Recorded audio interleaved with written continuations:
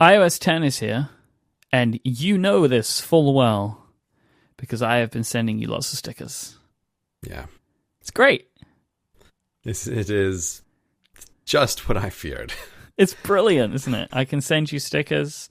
I can cover up your disapproval with more stickers. Yeah, this is the thing I didn't quite realize is how terrible this can look because you can just keep piling stickers on top of other stickers and make it really look like garbage. No, that's the good thing because you can create like amazing images by just putting more stickers over them. No, this is not the amazing thing. What I'm hoping, Myke, is that this is a fad.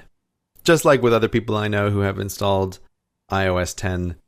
It's the same thing like when the watch first came out, that everybody's having fun, sort of ironically or semi-ironically sending each other those watch emoji faces. I'm feeling like I hope this is a phase with iMessage where I'm getting messages sent with lasers, right, that don't require lasers at all. And that everybody's just doing it because it's fun in the beginning. But you have rapidly stickered me out with all of your stickers. So I'm hoping this is a phase for you too. And you'll grow out of it. We've known each other for 2 years now. Have we? It takes about that sort of time, yeah. Long time. We've been friends since I quit my job. And that was about 2 years ago now. Oh, yeah, that's right. That would be the marker. Do you think I'm going to get bored of this? No. What do you think? No, I really don't. In my heart of hearts, I don't think you're going to get bored of this. It may be a fad, and people may get bored of it. Right. I will not get bored of it. Yeah. I think that's what's going to happen. I think your rainbow stickers over my emoticon disapproval faces, I think that's going to be a thing that happens forever. There are disapproval faces stickers, too. Yeah, but I don't want a disapproval face sticker. I want to do it old-fashioned with characters on a keyboard. No, because you can put your disapproval over the top of the message it is approving. I'm going to keep handcrafting my emoticons as long as I'm alive. Oh, you do artisanal stickers, right? No, it's not a sticker. Handcrafted artisanal stickers. It's not a sticker. Not a sticker. You can send your disapproval with confetti. It's not. I don't think that's how that works. The only effect that I would want is if I could send disapproval faces that would just slowly drain all the color out of your screen. God, that'd be pretty good, actually. Yeah, that's the effect I want. You listening, Apple? That's what I want. I want to send a disapproval face that literally makes the phone of the other person kind of sad. How you feeling, Myke? I feel like I'm 8 hours behind myself right now. And why is that? Because I came home from Portland yesterday. The worst time zone in the world to come back from. Yep. How was the annual HipsterCon? It was really, really good. Yeah? Yeah, I just spent the weekend, basically, or the week. I don't even know when it was. It was. Do you want to tell people what HipsterCon actually is, just for those who might not be aware? I did this last year, too. I went to the XOXO festival in Portland, Oregon. Of course. Tentatively named BenchCon, because I effectively spent 2 or 3 days sitting on a bench under an umbrella, drinking coffee, eating food, and drinking IPA beers, and I had a great time. Oh, it does sound nice. It was actually really nice. I didn't really do anything. There's 2 levels of pass that you can get for XOXO. One is conference, one is festival. Festival allows you into the area, and then they have events in the evenings that you can go to, like arcade nights and stuff like that. I did festival this time, so I just spent my day just outside playing board games with friends and stuff like that. So you couldn't even go to the actual conference if you wanted to. You just bought the I want to hang around outside ticket. Exactly. I mean, this time, for the first time, they kind of simulcast some of the talks into a couple of bars that were located in the venue. But you couldn't fit all the festival people in there because the bars were too small. So you just I did that with one talk. And then the rest of the time just spent my time outside, enjoying company. So is that what you were going there for? Is it kind of enjoy the people stroke networking event? Is that the value that you get out of XOXO? That was the original plan. What it ended up being was Adina basically telling me to go because of everything that's been going on recently. She's like, you need to just get out of the house for a few days and just go and spend some time with your friends and do nothing. Turns out buying a house is stressful. I think that came across last time. Yeah, I think that definitely came across last time. I just took a vacation, basically. I only recorded one podcast for the whole time of the festival. Wow. Yeah. That's like a 95% reduction in podcast recording for you. Exactly. So the festival, I was there from the Wednesday and then it ended on the Sunday, and I just recorded one show during that time. Oh, and then one kind of bonusy thing that wasn't really a show. We just ate some cereal and spoke about it. It wasn't really a real show. Was this top 4? It yeah, sounds like top 4. Yeah, it's top 4. Yeah. Which podcast could they be eating cereal and talking about it? There's only one called Top 4. Because one of the food trucks was cereal from a van, which was just a van, and then you could buy cereal from them. Mm-hmm.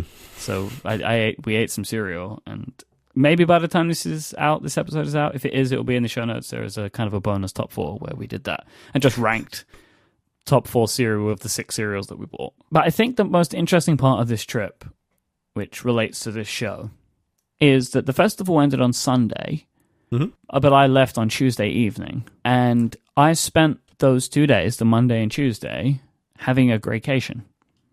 Hey, I'm so proud of you. Where I worked for 2 days. Mm-hmm. So there was nobody, everybody had left. Mm-hmm. So I spent basically 2 days in my hotel room, with the occasional leaving of the hotel room to get supplies, working and catching up. I recorded 2 of my regular shows as well, one on Monday and one on Tuesday. So how did you find the experience of the greycation, of being separated from your normal life and kind of narrowing focus down to just you, a hotel room, and the work that you need to catch up on? How did you find this? So I had 2 feelings about this. Very useful was feeling number 1, and I'll come back to that. The second one, and I don't know if you feel this, maybe this would be pulling away your armor a little bit too much. Lonely. I felt very lonely.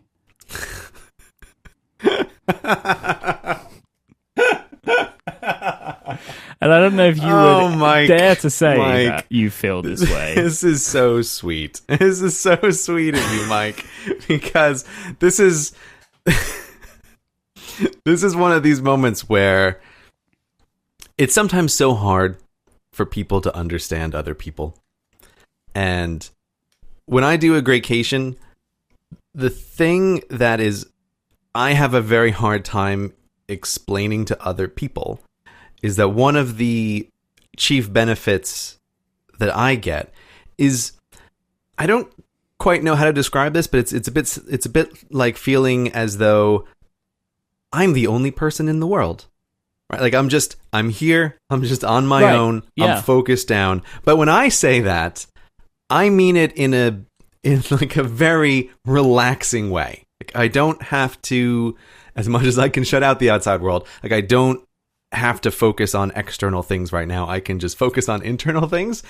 And so it's like the opposite of loneliness. If loneliness was an awesome feeling, maybe that's the way I feel when I do this. I mean, I understand that because I felt that way as well. But I also had the feeling of missing my fiance. That's the loneliness feeling. It's because most of the time I'm on my own, right? But then I would see Adina in the evening, and not doing that, just being on my own for that entire period of time, I felt very isolated in a weird way. I mean, I see the benefit because it was very useful, but I felt the loneliness. I was ready to go home. Maybe the problem was that I'd already spent an X amount of days away, even though I was having fun and enjoying myself, and then this was the tail end of the trip. But even then, it wasn't as long as your Mammoth Amsterdam trip that you took last time. So maybe you just don't feel loneliness in the same way that I do. Well, it's a bit of an opposite feeling. You feel the loneliness, but there's a benefit of the loneliness. No, you don't understand it all, Myke. No, I think I understand. I'm just trying to paint you as a human. You don't understand it all, because the thing that's also hard to explain is, I think maybe the only time I experience a kind of what I think people mean by loneliness is actually sometimes at conferences when I've been really overloaded with people interaction. The only time I ever can conceive what you humans refer to as loneliness. I don't mean it in that way, but it's like I think you fail to understand what I'm trying to say because I can't. No. Okay, I think I do. I just think I'm doing a bad job of relaying it back to you. Mm-hmm. It's like when I say loneliness for me, it's that there's no one around, right? Right. Like it's just me here, and you feel that feeling, but it's a different label. So you feel the feeling of it's just me here. There's no one around. But to you, that's a positive for achieving the goal. But for me, I feel it's a negative in my life. Right. But I still see the positive of achieving the goal, which is when I go back to the usefulness. So, like, I felt lonely, but that loneliness helped me focus on getting what I needed done out of that day and a half.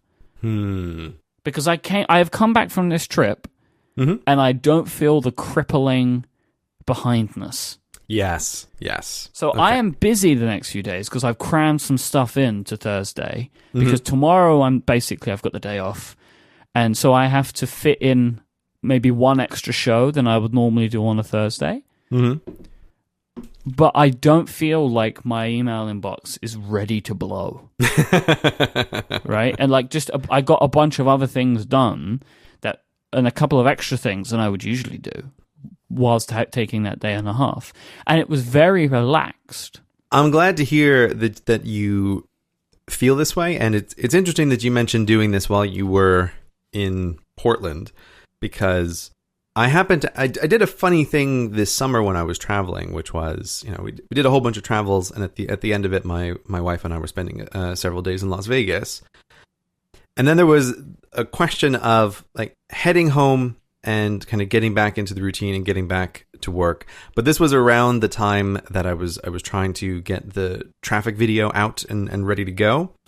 And I talked to my wife about our travels and essentially made the decision that I was going to do a kind of graycation by actually staying in Las Vegas for a couple of extra days, but shifting my mindset from like, oh, I'm here on vacation and not doing anything, to I am here now focused on doing some work. Because I think it's the same thing of like, especially when you're traveling back and you're changing time zones, just being aware of when you go back, you're going to be really out of things for a little while. And I found it really beneficial to feel like I have made as much progress as I can in a couple of days on a thing that's due soon before I'm stepping on a plane and putting myself out of commission for a while. Like it's a feeling of getting ahead of the work before you head back. And it sounds like you did a similar thing with spending a couple extra days out there in Portland. Yeah, so like the thing is here, like I know that when you hear this, you can see that all you're doing is displacing the work. But the thing is, when you're flying back especially from the West Coast, you've lost a day and a half. Yeah. So you have to catch up on that day and a half before you can even consider catching up on the work that would have been if you would have come home 2 days earlier. Exactly. So it has a compounding feeling. Mm-hmm. And by being completely up to date before you catch the plane, even though it's still taken probably the same amount of time, it is the emotional reaction to seeing that 18 hours worth of work from all of the traveling. Mm-hmm. That when you don't then have to think about on top of all the other things you still have to do, it just feels way better. That's the way I came away from this. It's like, it's still the same amount of work, probably over the same amount of time, but your emotional feeling towards it is different because you come home with a cleaner slate. Exactly. And I think this summer was the second time I did this kind of like, I'm coming back from the West Coast, but let me try to do some work before I return thing.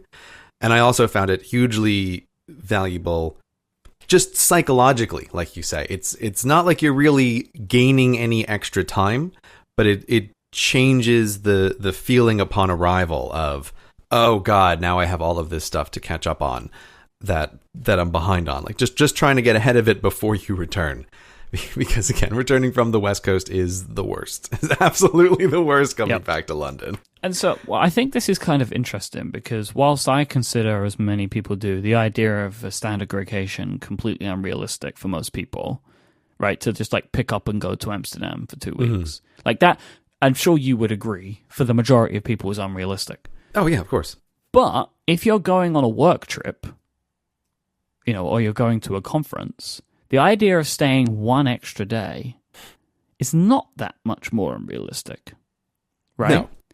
No, it's a totally doable thing. And I also just want to specify, because I can't remember if I mentioned this on the show before, but my current graycations have grown out of a thing that I have done forever since having a job, which is doing what I used to call a hotel weekend of just like, I'm really behind on a bunch of work, or there's something I really want to focus on. And essentially, like, when I would go into school, sometimes I would have a little suitcase with me, and it's because I was going to then spend like that night and a full Saturday in a different location, like at a hotel, just being able to separate from everything and kind of focus. And that's another way where it's like I could steal some time, in a sense, by doing these like hotel weekends every once in a while, even when I was still working as a teacher. It's just that, like, now that I'm able to do it for longer stretches of time, I will. But if I was still working as a teacher, without a doubt, that would still be a habit that I would be doing to stay on top of stuff or to focus on big projects when necessary. So I would say, as long as you can overcome the crippling loneliness, graycations are a good move. There's no crippling loneliness. This week's episode is brought to you by Hover. Finding the perfect domain name is ridiculously easy with Hover. They have over 400 domain extensions. All the classics like .com and .net, plus niche extensions like design and tech, and of course the quirky ones that we all love to mention, .pizza, .ninja, .horse. I don't know if they have .mountains. Is .mountains a thing? I don't think it is. Anyway, when you have that idea for a domain name and you just want to grab it, you can do that super easily with Hover, and they're going to have a domain name suffix for you. Once you get that domain, use Hover Connect to set up your domain automatically with your website in just a few clicks. No digging through help articles to figure out how to get it all working. Hover is just super simple. So to find that perfect domain name for you, and also the perfect suffix for your domain name, go to hover.com and use the promo code CARETECH at checkout to save 10% off your first purchase. That's CARETECH, CARETEX. 10% off, hover.com. Thanks to Hover for their support of this show and all of Relay FM. In the Reddit thread for the last episode, many people thought that you were making some poor decisions with your dishwashing. Especially the fact that you could only fill half of it at a time. And that really you were expending more energy filling and removing the dishwasher 2 times over than you were just washing the dishes. Do people wash dishes? Like, do people understand what the process of washing a dish is? I don't understand how there can be a version of I lazily and almost thoughtlessly throw a bunch of dishes into a robot that then cleans them. How they can possibly think doing that twice. So from my perspective, near zero effort multiplied by 2. How that can be more effort than hand washing all of the dishes, making sure they're all spotless, drying them, loading them in the drying rack, and then putting them back. Like, this is insanity. I just feel like people who are complaining about this, they don't understand washing dishes, or they must wash their dishes very poorly. I can't imagine how they think it's more effort to load a dishwasher and have the robot do work for you than to do it by hand like a 18th century peasant. I don't understand. I saw a couple of people like recommending washing up as you go along. And I don't subscribe to this. That doesn't make any sense to me. That makes me angry. Has anybody who does this ever cooked a meal? Like actually cooked a meal? Like by the time you're done with the washing up, the food is cold. Like when you're, cooking for 2 people and you have 2 pans and like a tray and a bunch of utensils to clean. It's just madness. No. Yeah, there's so many things that are wrong with this. I mean, look, I don't cook. I don't like to cook. I don't have any interest in learning really how to cook. But I do make one thing, which if I do say so myself, is I make fantastic scrambled eggs. Right, and so sometimes on the weekends, like I make scrambled eggs for my wife and I. And that kind of cooking, especially with scrambled eggs, it's a matter of seconds. Like if you have the scrambled eggs on the pan for 30 seconds too long, it's like, oh no, it's not perfect anymore. And it's the same thing of like getting it off the pan, getting it onto both plates, getting it into both of your mouths. Like if you don't eat it within minutes of when it's done, like it's a terrible experience. So yes, the going along as your cooking thing is insanity. It makes no sense. It's a terrible idea. And it makes me mad because it goes against the whole idea of batch processing. Like, okay, look, if for some reason I had to wash my dishes, like we rewind to what would be like 5 years ago when we didn't have a dishwasher and I was really sad. It's like, but if you're the going along, it's batch processing is way more effective. Like I would rather, and I used to wait until it's like, okay, I have the whole day's worth of dishes are here now. Now I'm just going to put in some headphones and I'm going to listen to a podcast and I'm going to wash the dishes. Like, but I'll do it all at once because this is a way more effective way to do it than every single time. Like people just don't think about the little transition costs when you're doing like a small thing every single time.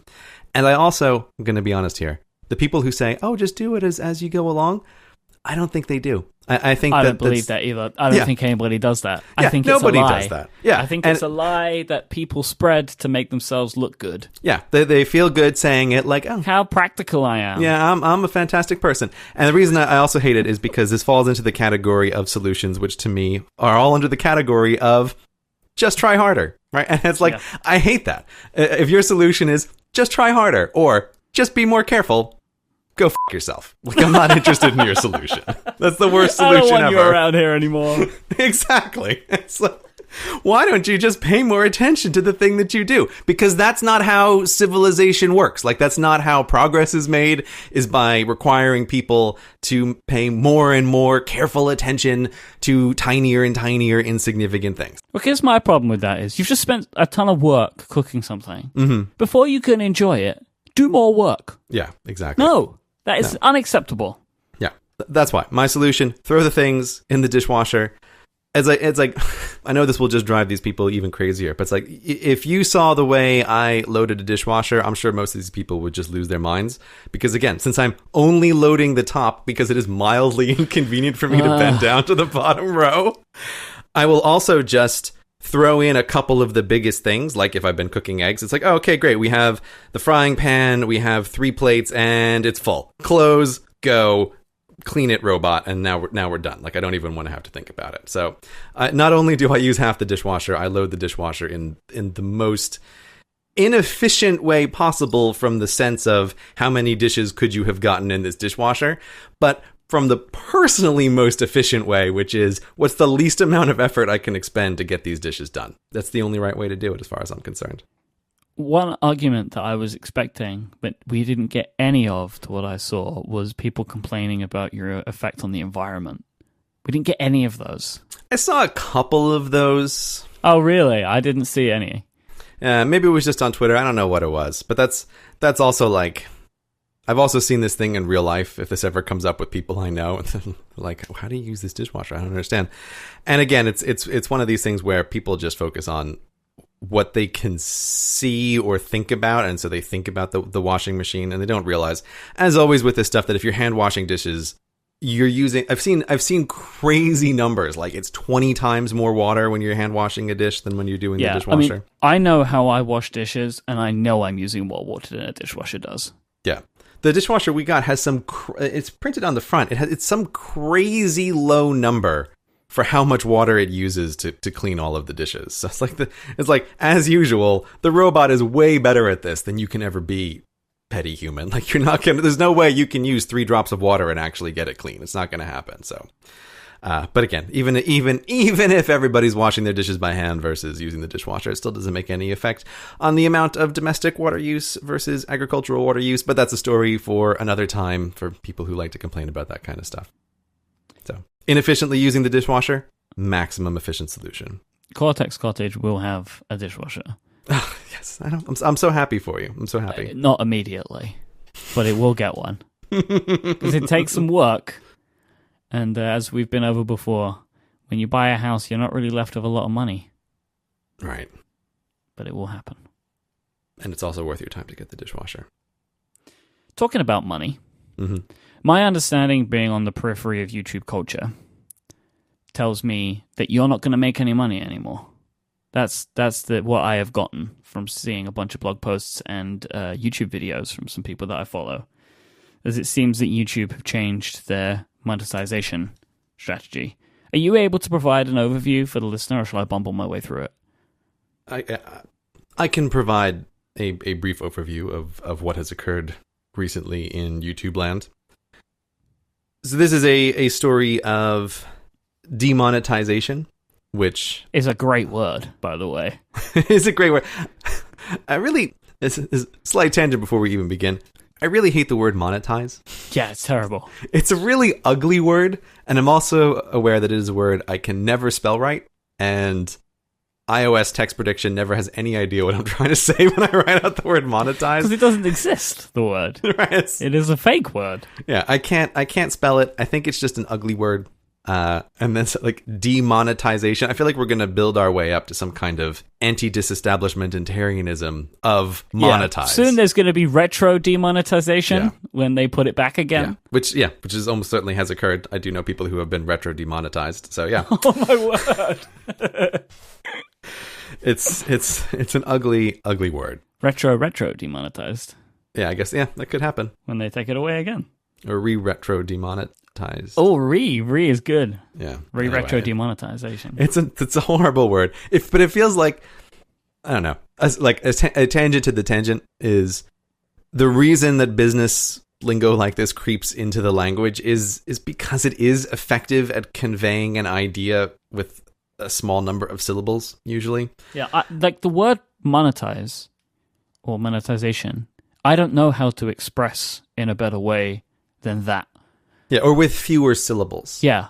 Right. Like I can say make money from. Right. But it just isn't as good. I mean, I hate monetize, but it completely conveys what you're trying to say. Yeah, it does. But so yes, there has been this latest round of demonetization in YouTube.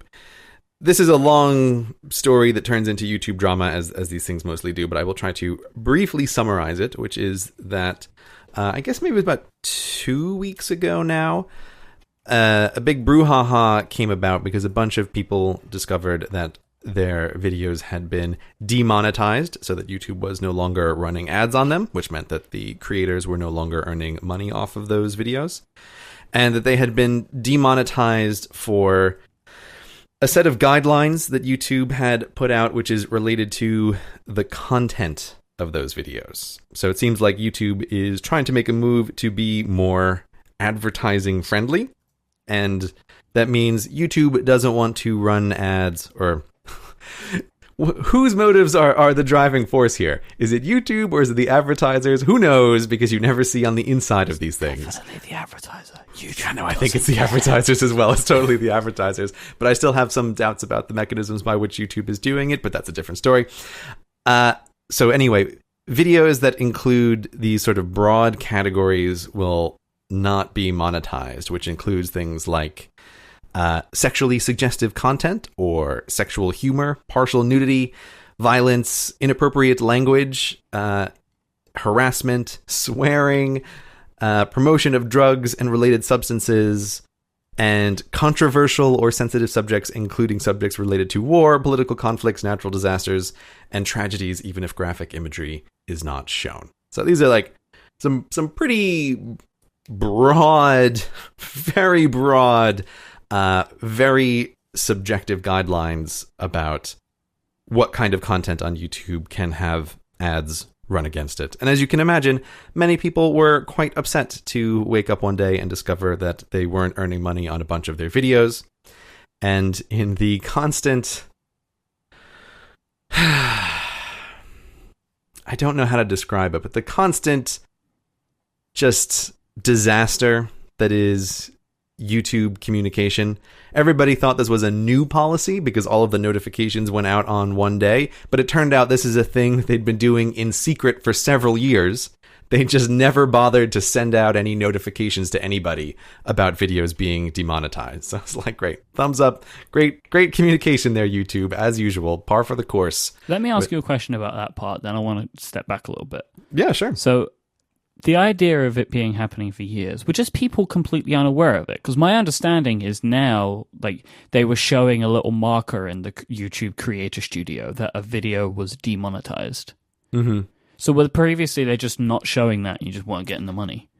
This is very hard to know. Like, I have had my own run-ins with demonetization in the past, and it has always been the case that it shows up as like a little sad grayed out money icon when your video has been demonetized. Yeah, one of our videos that happened to, one of the Cortex videos. Oh, did it? Yeah. What was? Did you ever get a notification? Any reason, or just it just said it in the little box Mm-hmm. when I uploaded it before I published it. Mm-hmm. So then I just removed it and did it again, and it was fine. That's always great. It wasn't published, so I just deleted it and started over. Oh, God. Because I figured I'd done something wrong. It just said, can't be monetized. And I was like, I don't know why, so I'll just do it again, shall I? And it worked. Yeah, it's this stuff is so frustrating. So my personal experience with demonetization has always been, I have to notice. I've never gotten a notification that the video has been demonetized. I have had videos that are showing ads, like when I upload them and publish them, and everything is hunky-dory as far as I know, and then it's only when I go back later and check do I see, like, oh, the green money icon has turned to a gray money icon. So that's something I find weird then, right? Mm-hmm. So the videos that have been demonetized or are being demonetized, if ads run on them, who gets the money? Well, when that gray icon pops up, there are no more ads showing on the video. Okay. So how do people not know then? Well, if this has been happening for years. The thing is, I think there's a couple of things here. First of all, as you know very well, Myke, runner of the Cortex YouTube channel, the advertising rates from Google AdSense on those YouTube videos, wait, how would you describe them? They Myke? have advertising rates? Yeah. That's the way I would describe it. Yeah, it's hilariously low. That is really the best way to describe it. It is so low that it is funny, right? Like you have to laugh, otherwise you cry. If you picked a number, it is lower than that number. Yeah. It's kind of crazy. It really is. Yeah, it's ridiculous. It's, like when we think about the Cortex business, I'm sure you can just mentally round off the YouTube advertising money as zero, right? Like, I never think about it. Yeah, exactly. It might as well be zero. Yeah. And so that thing that you've said right there, like you don't even think about it, like it doesn't even cross your mind about the advertising money that you get from the YouTube channel for the Cortex numbers. That right there is an indication of how is it possible that people could have not noticed. One of the reasons is that, again, my channel is a very unusual channel with a bunch of the numbers compared to most YouTube channels. And so most YouTube channels don't upload a video once every 6 weeks. 6 weeks if you're lucky. Especially not channels at your subscriber and view size. Because at those rates, why would you not be uploading a video every week? Is the usual kind of thinking, right? Right. It's totally the usual kind of thinking. Now, the thing is, if you look at, for example, the revenue chart of like how much money do I earn every day in advertising from YouTube, like there's a little analytics chart that you can pull up inside of YouTube to see this. My chart looks like a flat line with a series of spikes, right? One every 6 weeks or so. So it's like nothing spike, nothing spike, nothing spike. And that is extraordinarily rare. Most people who have shown me their equivalent charts, their charts look essentially like flat lines with maybe occasional bumps. Yeah.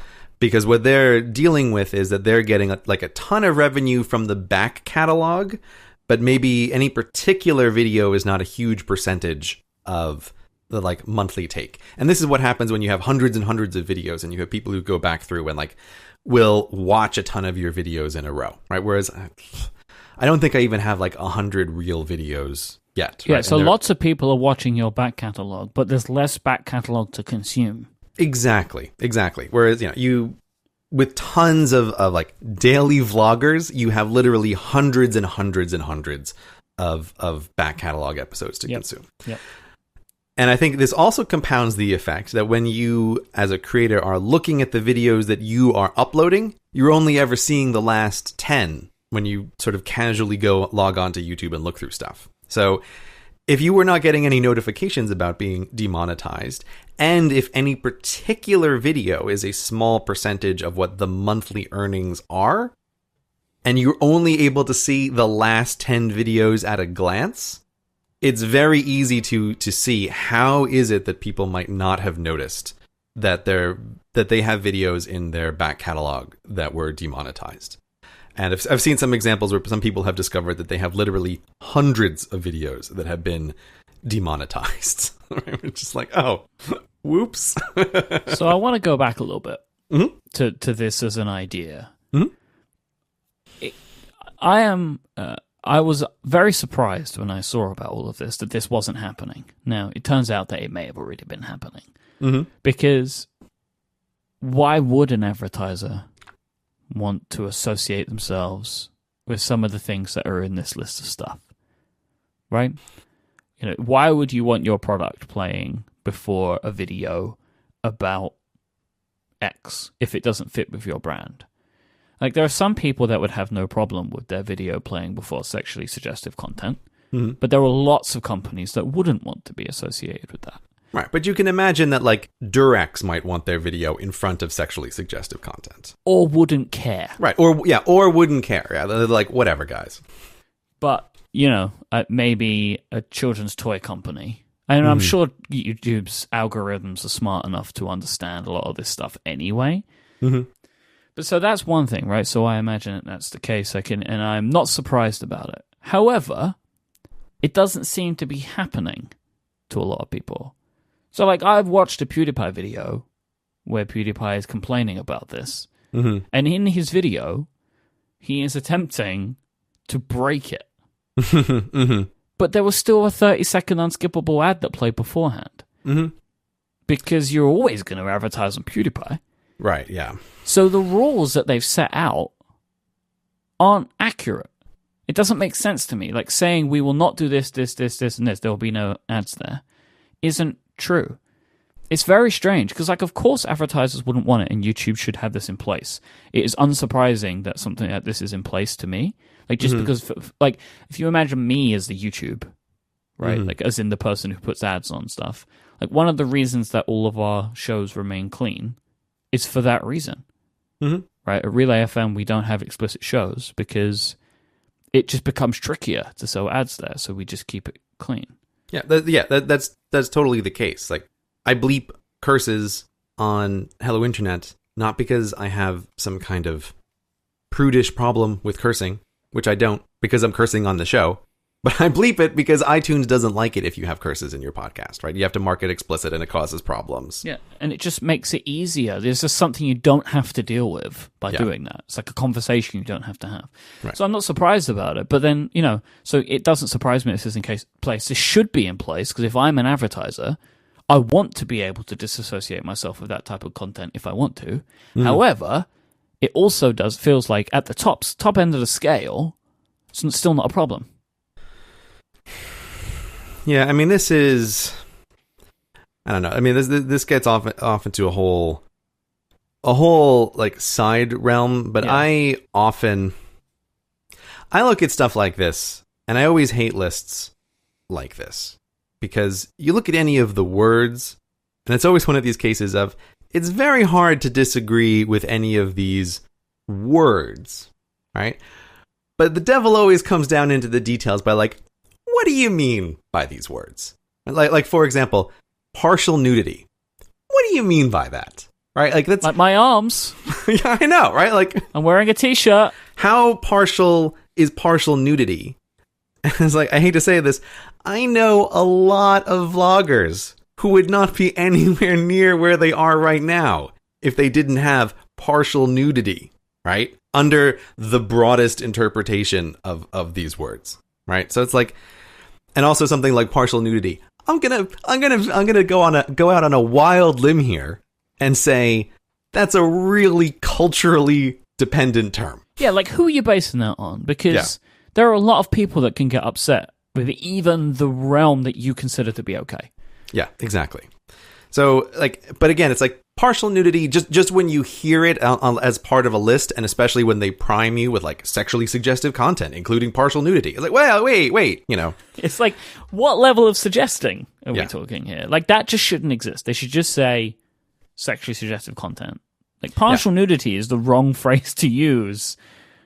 In that scenario, it doesn't make any sense. Right, but the thing is, it's like with this whole list, like running down the list, because these things are just so broad, and because they're so interpretive, there is almost no video I could probably find on YouTube that I couldn't stretch one of these definitions to include.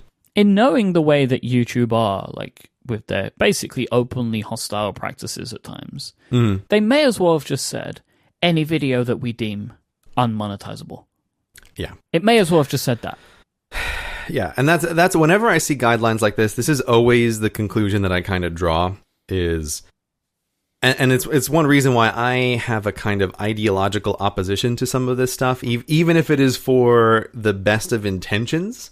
It always comes off as like, we're writing a bunch of intentionally broad rules so that at any point we can demonetize stuff that we just want to, right? Like, you know, for whatever reason it is. And like you say, you know, we don't want to demonetize PewDiePie's videos because he's huge #1 person on our channel. And I don't think the reason for that is because they don't want to upset PewDiePie. They just want that sweet, sweet PewDiePie money. Yeah. And yeah, I mean, yeah, they've upset PewDiePie enough. Yeah, you know, it's like, he makes part of a living based on that now. I think. Yeah, exactly. It does seem like YouTube might intentionally provoke him sometimes. It's like not necessarily a good idea, guys. Leave PewDiePie alone. But yeah, so that's like when I look at these lists, that's always my conclusion. And the one that really catches my attention is, you know, for years when people ask about examples of great content on YouTube, I've always pointed to one of my favorite things, which is the Crash Course World History series, you know, starting with John Green, like in episode #1, you know, and you go watch those and like it's an amazing example of like great high quality content on YouTube. Like, I am a person who's not a huge fan of history, but like those videos were just so well done. But like Crash Course World History certainly includes sensitive events related to war and political conflicts, right? Like, how is the Opium War not a political conflict, right? Or a sensitive subject, right, related to war? Or the Holocaust. Yeah, exactly. It's just ludicrously broad to include almost everything. And so I just find this kind of stuff frustrating. Right, the thing, even what I think is perhaps one of like the clearest ones on this list is swearing, inappropriate language, including swearing. But I am always astounded by words other people think are swear words that for me don't even register as swear words. It is like, very different between me and you, for example. Yeah, we even have this disagreement. Yep. Where, I think you're a little sensitive on this topic, and I'm always trying to get you to de-bleep stuff. Yeah. You want to bleep too many things, Myke. I just go by the way I was brought up. Right. You know, in Britain, there are different curse words. But of course, that goes right to the core of the problem. Could you, like, looking at this list, could you get a room full of 3 people to agree on the subpoints of what should or should not be included on any of these bullet points? No, of course you can't. And I think when they're writing these guidelines, they know. Right, exactly. Like that is, I don't think that's some kind of accident. I think that is intentionally part of this. And I don't like it because then it leads to capricious and weird and semi-random demonetization of particular channels. And again, just like, it seems like some channels that I'm guessing people at YouTube don't like so much were hit harder than others. And it's like, that's bullshit, is what that is. Like, it's frustrating. You just demonetized this podcast. All right. So where is this right now? Like, as we're recording right now, have YouTube backed away from anything? Have they explained things any clearer? I haven't really seen any updates other than just like, this is our policy and, we'll let you know. Deal with it. Yeah, exactly. Like, this is a thing. We've changed this thing. Just deal with it. And from a creator's perspective, it doesn't seem to be clear either, right? Because now it's like, oh, well, this has been happening forever. And it's like, oh, okay then. Right. Is that better or is that worse? Yeah. I think it's worse. This week's episode of Cortex is brought to you by FreshBooks. FreshBooks are on a mission to help small business owners save time and avoid the stress that comes with running their businesses. And that starts with pain-free invoicing. FreshBooks has created a super intuitive tool that makes creating and sending invoices simple. It takes just 30 seconds to make an invoice, and FreshBooks gives your clients tons of ways to pay you. It's simple for you, it's simple for your clients, and that means you simply get paid. In fact, FreshBooks customers get paid 5 days faster on average. If you need any reason to use FreshBooks, that is it. Who doesn't need the money sooner? You can also check whether or not your client has actually looked at an invoice, so they can't give you any excuses about not having received it in the first place. And you can even set up automatic late payment reminders too. FreshBooks starts with the invoicing, but it doesn't end there because they also help you track your expenses and your time and have a ton of third-party integrations. FreshBooks is offering a 30-day free trial to listeners of this show. No credit card required. So to claim your 30 days of unrestricted use, please go to freshbooks.com/Cortex. And please enter Cortex in the How You Heard About Us section so FreshBooks knows you came from this show. Thank you so much to FreshBooks for sponsoring Cortex and all of Relay FM. Reading about all of this and kind of trying to understand a little bit about what's happening here has led me to a question that I have for you, which is basically, I don't understand, knowing you and the way that you work, and as I'm sure many of the people that have listened to this show will also question, I don't understand how you are comfortable enough to leave your revenue in the hands of someone else. You have no control, zero control over the advertising money that comes into you from YouTube's end. They can change the rules whenever they want. All of this is done without telling anybody, and you have no way of refining or changing any of the practices that occur. And I don't see how this gels with your ways of working, which is mainly a sense of control, I think, around a lot of the ways that you do business. And I understand that you have trade-offs that you're willing to do for the sake of convenience in a lot of the stuff that you do. Mm-hmm. But this one feels like a step above that, because it is completely like how the money comes in, which is very, very different. Yeah, so you're totally right about that, Myke. And this is, I think, the kind of meta lesson to draw from this. I mean, this to me just strikes me as another example of like one of the many things that occurs with YouTube. And my feeling towards YouTube for a long time has been a bit of like, don't be too reliant on it. And I think people who have followed the podcasts and the videos that I make can be aware of that. Like putting out a video, asking people to sign up to my email list, like that's like part of this whole, don't want to be too reliant on YouTube. But there's the real wake up call for me was like when I first started with YouTube and things start getting successful. It's like, wow, this is going really well, and I think I'm hitting high enough numbers that I can like maybe leave my job, and now I'm hitting high enough numbers. It's like, okay, great. Like I'm replacing my previous income. Like this is all going well. And I was kind of living in like YouTube is magic and amazing land until I can pinpoint the exact video, which was my first like rude wake up call with this kind of problem.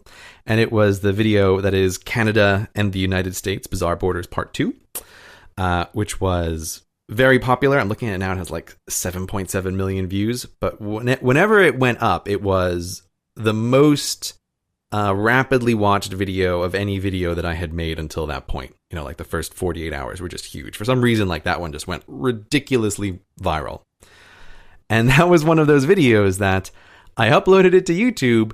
Everything was fine. And then it was demonetized like an hour later, and demonetized for maybe a day and a half after that.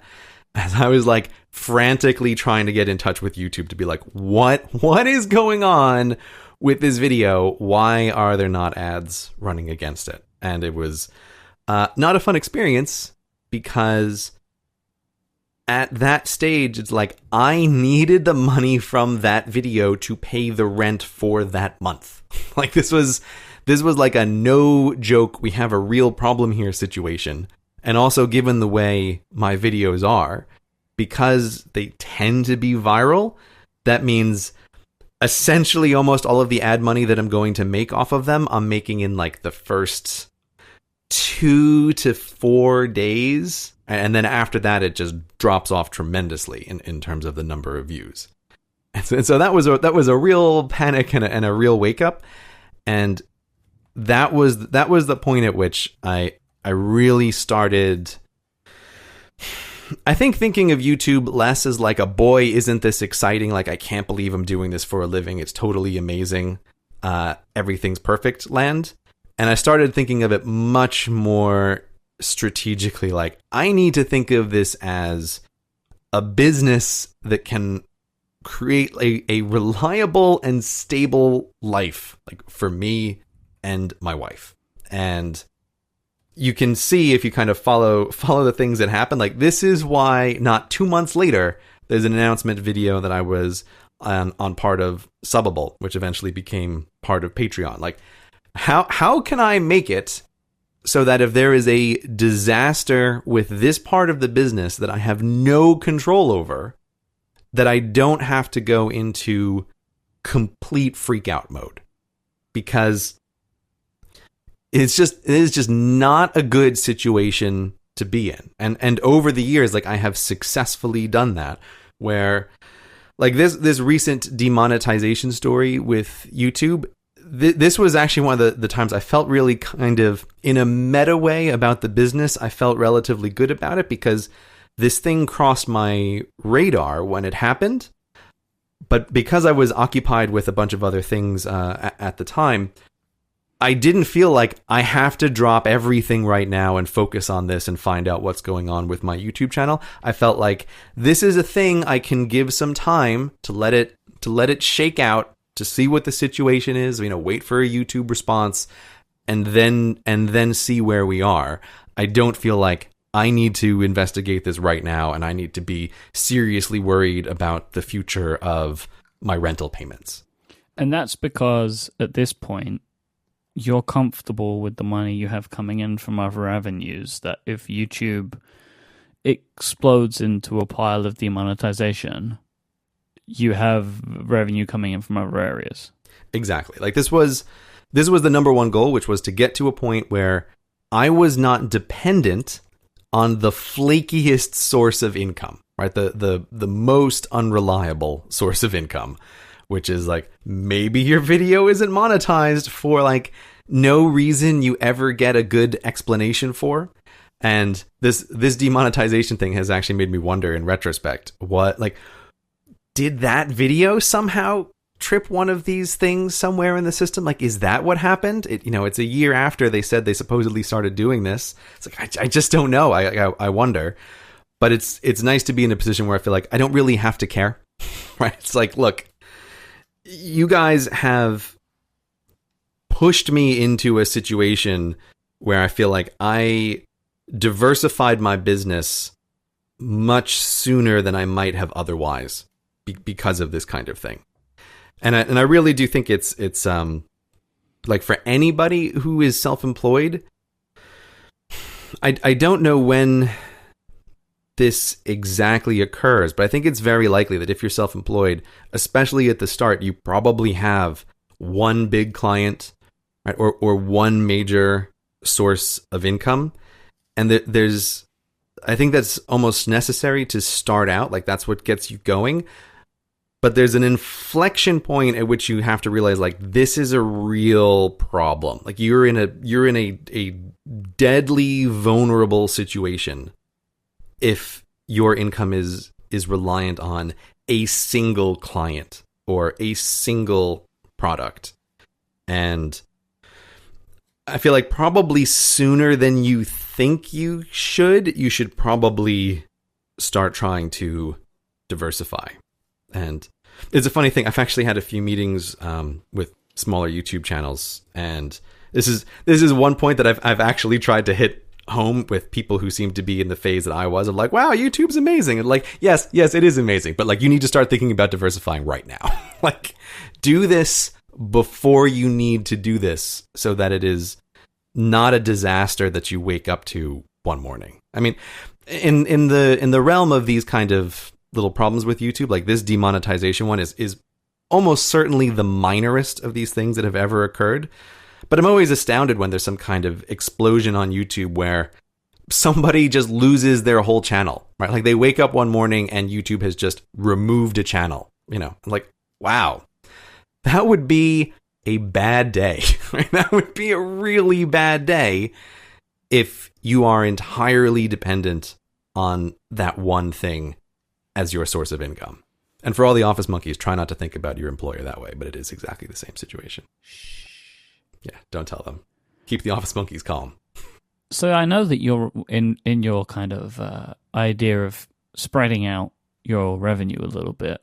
Part of that, the diversification, part of that is included in the podcasts, right? So they help with that. But YouTube is still a big kind of hole. Like, whilst you've taken steps that are outside of YouTube, so Patreon and or your own advertising, protect against YouTube monetization stuff, there is nothing protecting YouTube implosion. What do you mean about like YouTube just going out of business? Sure. Yeah. Which is a rare but not impossible thing. But other than YouTube going out of business, your channel being taken down is another part of that. Like, your YouTube business going out of business. Yeah, there are many ways that this can occur, right? And some of the YouTube channel bans seem sort of remarkably arbitrary to me. Again, there are sometimes people who could fit on this list of things YouTube doesn't like, but again, anybody could fit on this list of things YouTube doesn't like.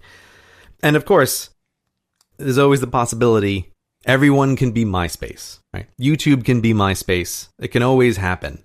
And it's on Facebook. Exactly. Facebook could do to YouTube what Facebook did to MySpace. Exactly. And I mean, I have a long list of frustrations with Facebook, but like there is a reason why I eventually gave in and started using my Facebook page more as a place to at least post the videos and to post the blogs. Is the same kind of calculation of, you know what?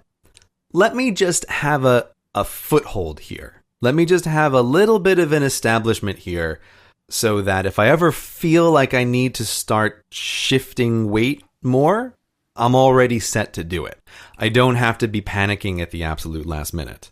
Right? Or it's the same reason why when Amazon announced their now incredibly popular video service that I only seem to remember when we're discussing it on this podcast, I set up an account on that straight away, and I was ready to upload videos to it if it ever existed. I don't even know if it exists. Sorry, Amazon video team. I haven't heard of it. Yeah, I haven't heard anything about you guys. I'm sure it's doing great. But like, you want to set up these things before you need them. And that metaphor of feeling like I'm standing on YouTube, but like there's like a little tiny Facebook island that I'm on as well that I could maybe start diverting resources to if it looks like the tide shifts. And if it were not for the particular policies of Vimeo and the way they want videos to be done, like I'd be doing the same thing on Vimeo. It's just that their policies are not particularly friendly towards the way that I want to do business, which is totally fine. They're running their business in a very different way. But that's part of my feeling. It's just like, try to be prepared before you need to be prepared.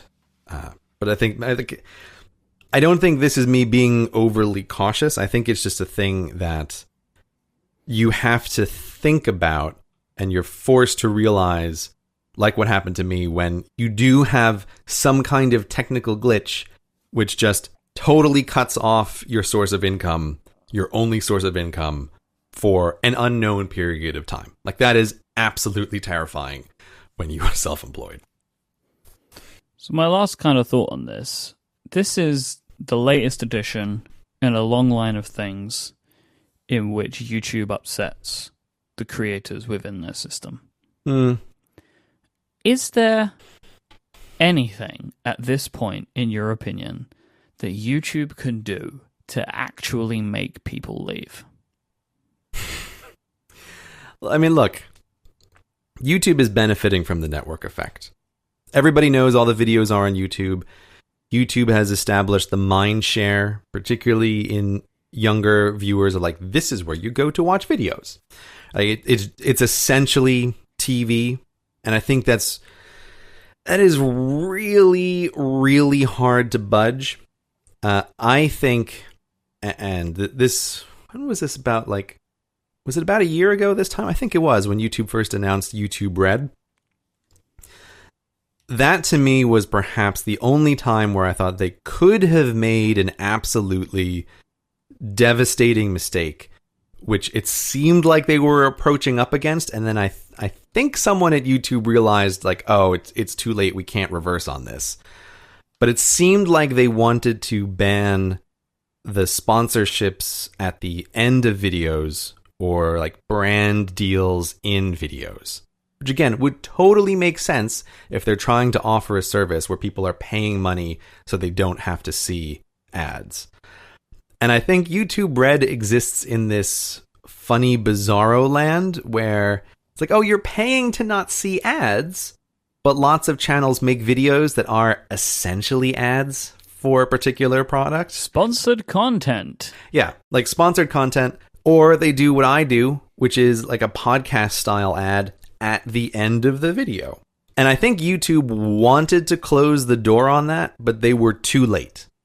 And that, perhaps to me, seemed like the only mistake that could have been a total, if you do this, many people will just straight up leave. Because it would make financial sense to straight up leave. Because as we have discussed, the YouTube ad revenue, particularly for bigger channels, is not holding anybody there. Right? Like, if it's interesting. Like at VidCon, I was talking to some people who run much bigger channels than me, and channels that I'm always amazed, like, are just huge teams of people. Like, I'm, again, always surprised how many people are involved with production sometimes. And for really big YouTube channels that have big teams of people, they literally can't exist without those brand partnerships. Like, as much as I don't always like those videos where it's like, okay, this video is essentially a commercial, if you have a team of 20 people making videos, like, that has to be there, right? There is no way you can do that without those kind of things. And so that is a case of, I always look at the economics of a situation, and I think YouTube could have made it unviable for a decent number of very big channels to actually exist on YouTube anymore if they had banned sponsorships at the end of videos or branded content in videos.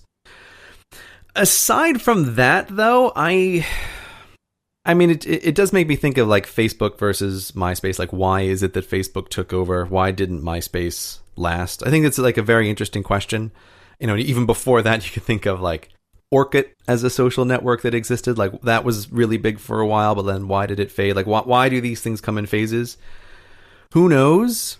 But I can at least say that as a YouTube creator, I feel like I always have my eye out for the next video platform. And I'm pretty sure I am not the only one who feels that way. That everybody else is just, like, ready just in case. But is there going to be something else? I don't know. I could see YouTube dominating for, the next 50 years. I could very well see that as a possibility. Here's a scenario that I'll paint. Okay. Like a potential one. So the way that I look at it, social networks shift like that when they get too big, because then your mom is there. Yeah, I think your mom being on the social network is a real, genuine problem. Right? Like that is a real shift that occurs that feels like, oh. And this is why something like Snapchat is increasing as something, as things like Facebook and Instagram are decreasing. They're feeling the Snapchat effect because kids don't want to go where their parents are. Now, that kind of thing won't happen for YouTube because there's no effect, there's no network, right? But what I could see happening there is if YouTube make it difficult for people to create content which is explicit in any of the ways that they are mentioning, it could force creators to go somewhere else to make that type of content, which may take people with it.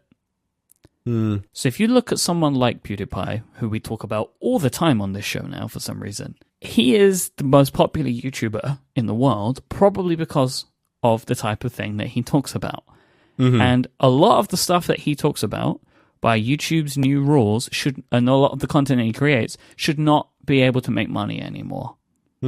So let's say that was actually true, which I don't think it is for him, and then he wasn't making any money anymore, right? Like, they had clamped down and he wasn't able to make any money from his ads.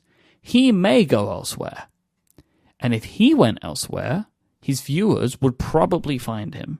And then if a lot of people did that, that's a way that YouTube could maybe start to lose its footing. If they make it too difficult for people, if they, what some people would call censoring, like in some kind of roundabout way, like whilst they're not actually saying you can't make this type of content, but what they are saying is if you make this type of content, you can't make any money anymore. This may force some people to move somewhere else, and then if they do, it may take their audiences with them.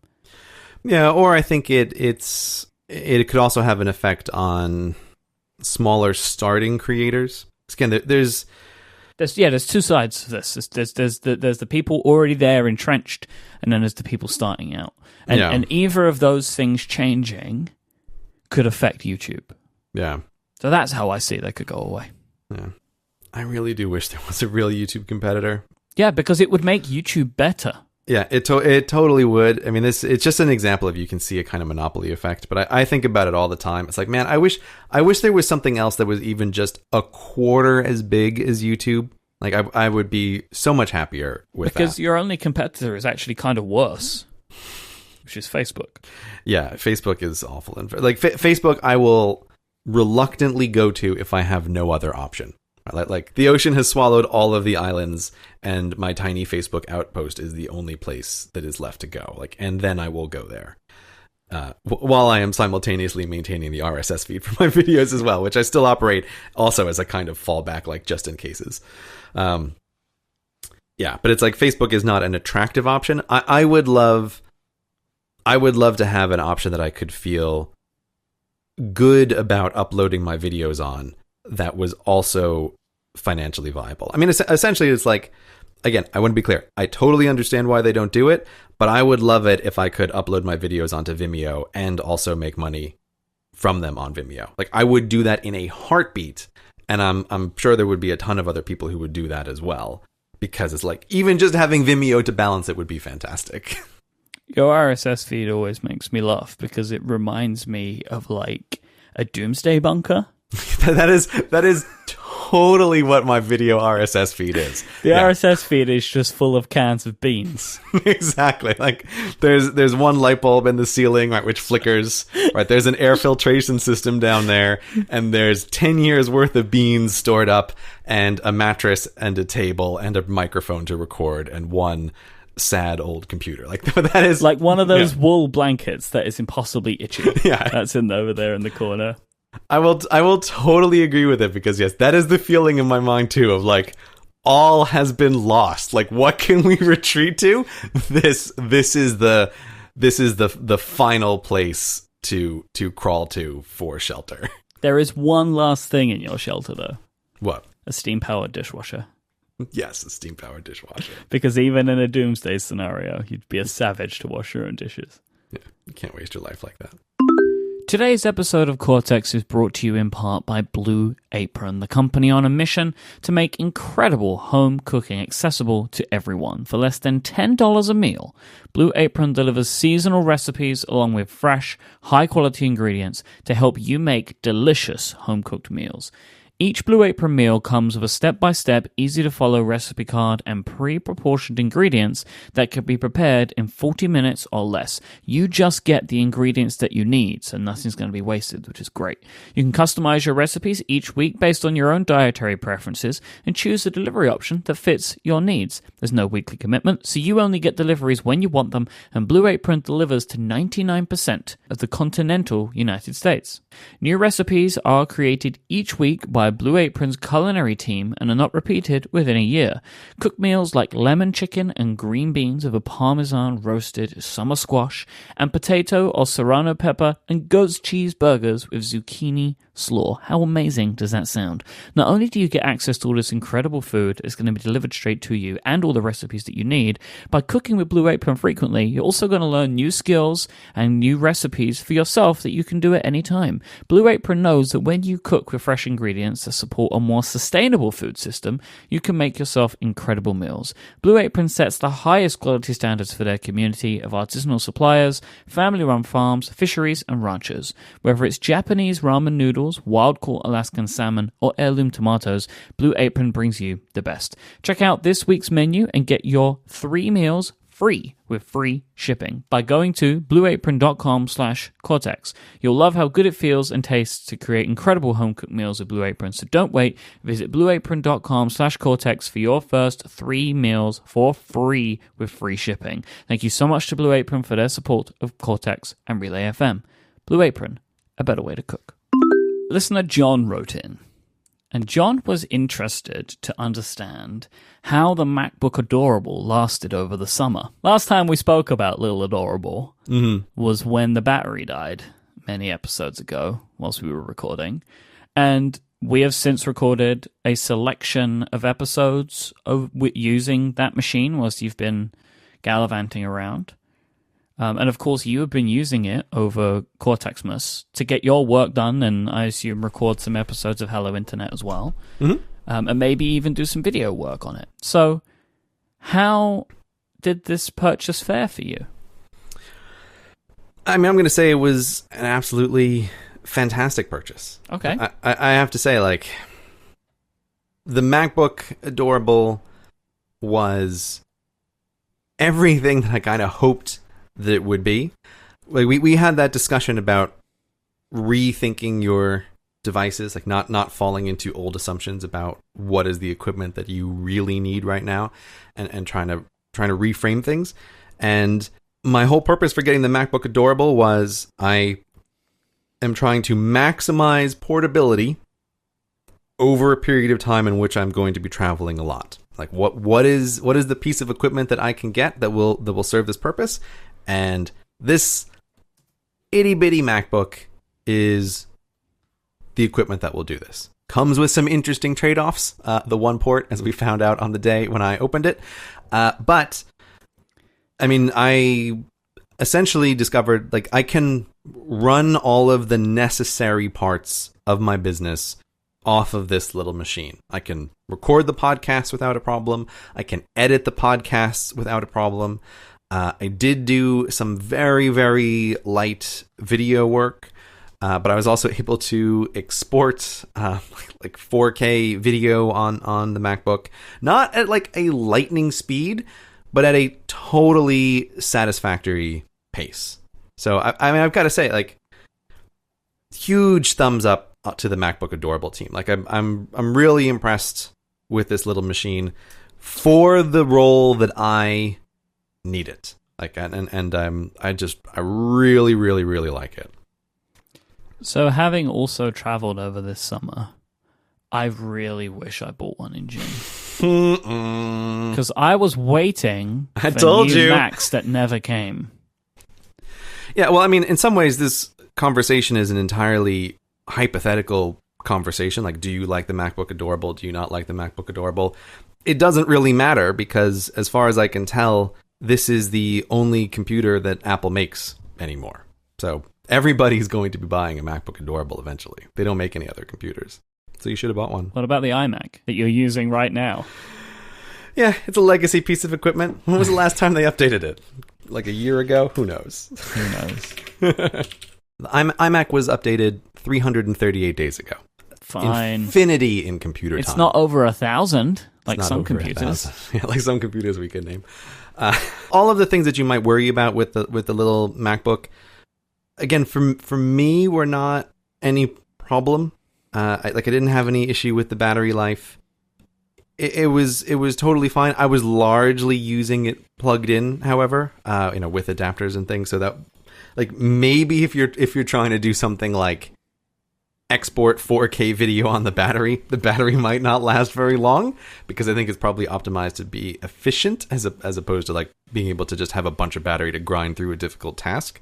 But I'm totally impressed by it. And I was speaking to someone who does development on the MacBook Adorable. Like they just run Xcode on it. Like I get the impression that kind of thing is very CPU intense, and they seem totally happy with using the machine. So yeah, I really don't have any complaints about it. Like I'm trying to like shuffle through my mind and be like, were there things that I was really annoyed about? And the answer is no. I mean, even the thing that was interesting to me is the keyboard.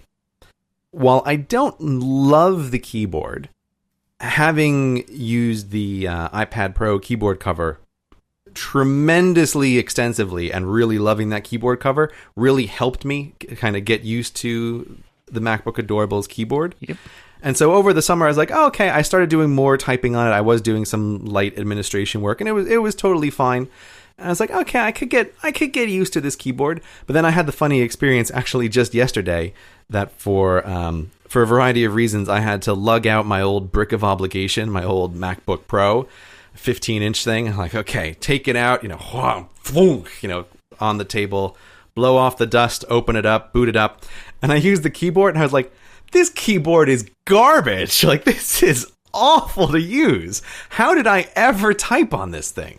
It was a really astounding experience to go back to those dome switches for a keyboard, and just a funny thing when you realize you've gotten used to something else, and then you can feel the terribleness of the old thing that you used to use, which you never really noticed. Like I was never a super fan of laptop keyboards, mainly because I like mechanical keyboards because they are the best.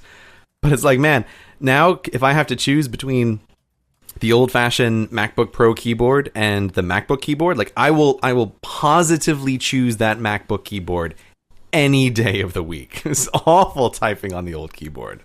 Do you think, though, that this machine would last a few years for you?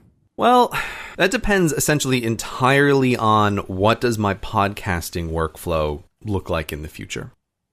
There were a couple of times that the MacBook kind of stuttered out when I was editing a very, very complicated Logic file towards the end. Nothing major, like nothing even really worth complaining about. But, as these things happen, like when software updates occur, software gets bigger, it takes more CPU cycles to run. If you change microphones, like you can start using bigger and bigger files. Like there's a way I can imagine that this particular MacBook for me might not be a product that would last several years, and I would have to replace the computer at some point. But it really does feel entirely contingent on assuming that I am doing podcasting several years from now. What does that whole setup look like? Ideally, I would still love to transition all of that into my iPad Pro, but I think there's a variety of reasons why that is extremely unlikely to occur, mostly related to the fact that I work with other people when it comes to podcasting. So it's not just about the tools that I use, it's about tools that you can use with other people. And as far as I know, there is currently no professional grade iPad Pro editing software that also allows multiple users to work on a single file. And I imagine that there probably won't be forever, possibly. Well, never say never. Never say never, but I'm not going to hold my breath on that one.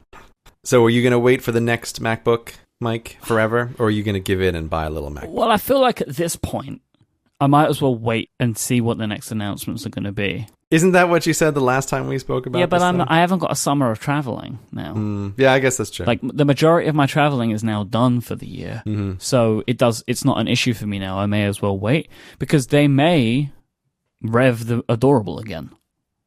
Yeah, like it's the least likely to happen, but they might do it. So there's no point in me doing it now until I can at least see what the offerings are. But the new MacBook Pro is going to have to offer significant improvements for me now to consider that over the Adorable. It's interesting to hear. Because dragging around this laptop this summer, I really just don't want to keep doing that anymore. Because also, like, I've adjusted the way that I travel and record while I'm traveling quite significantly this year, to the point where I don't even know if I really need the power anymore. Like, I'm basically now I'm trying to make sure that I never need to edit on a plane, which was something I used to do a lot of, but now I just don't want to do that anymore because I've found the value in sleeping on airplanes. Right. Yeah. You always mentioned to me whenever you were traveling, like, oh, I'll be editing the shows on the plane, and I never understood how you could do that because I mean, it is a really good thing to do if you have something to do. Like if I'm going to work, editing is good because it takes lots of time to do. So it helps the time go by.